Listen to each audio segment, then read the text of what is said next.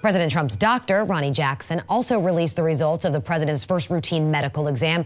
We ran through some of those yesterday. That exam happened on Friday. What was unique is that President Trump is the first president to have a cognitive exam. And Rob, on the surface, many said this test didn't look too hard.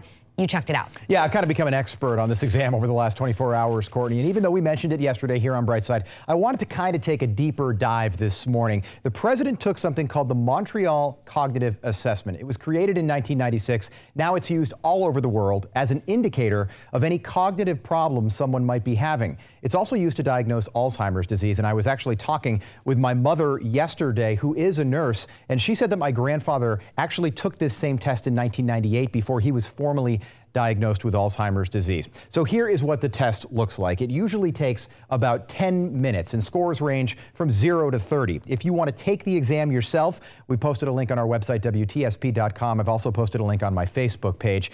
Anything over 26 is considered normal. People with mild mental problems averaged a score of 22.1. People with Alzheimer's disease averaged a score of 16.2. The president, by the way, scoring a perfect 30 for 30 on this test. So this is an example of one of the questions. The subject is asked to draw a clock with the hours showing the time 2:30. This is what a normal person would draw right here. You can see it clearly says 2:30. This is someone with mild mental impairment, and this is what somebody with Alzheimer's would draw. You can see the numbers there are totally jumbled. Other questions include things like naming the animals. Pretty easy, something my 17-month-old daughter could do. Camel, rhino, lion, very simple stuff. Another question asks you to repeat drawing this 3D box right here in the blank space there. Fairly easy stuff. Now, the exam is designed to test your attention, your memory, and your visual skills, which, according to doctors, are the first things to go in people with dementia.